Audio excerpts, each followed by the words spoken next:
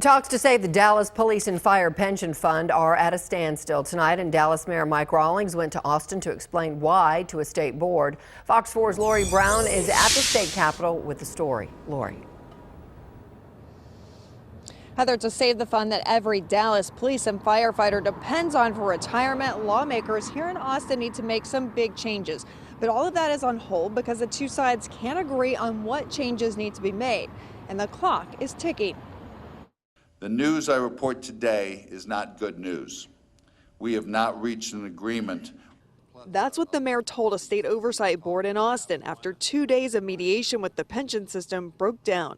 Let's start with what the two sides did agree on, giving the city 50% control of the board, taking away interest already given to retirees in the drop account that allowed them to receive pension checks while still working, and giving the city sovereign immunity that would protect the city from a back pay class action lawsuit by police and firefighters.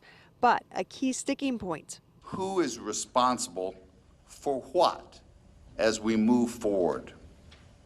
Now, I have said in the past that I don't blame anyone who took advantage of the drop incentive.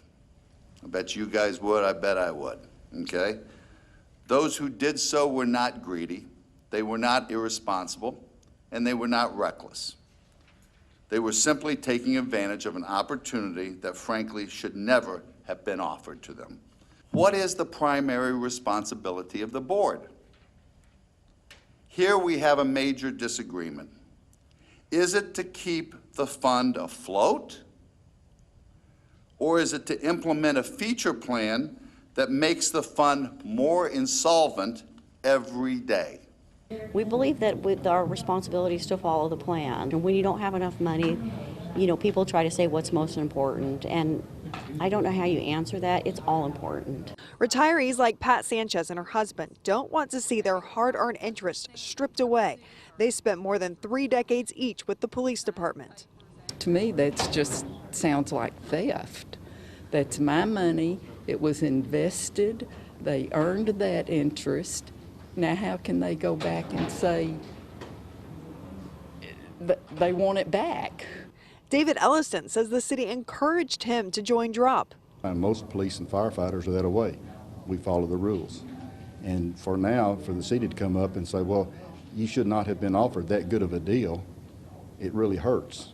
Police Association President Frederick Frazier says the pension crisis is impacting public safety. Our recruitment's it's not even moving. We lost 364 officers last year. We've barely hired 41.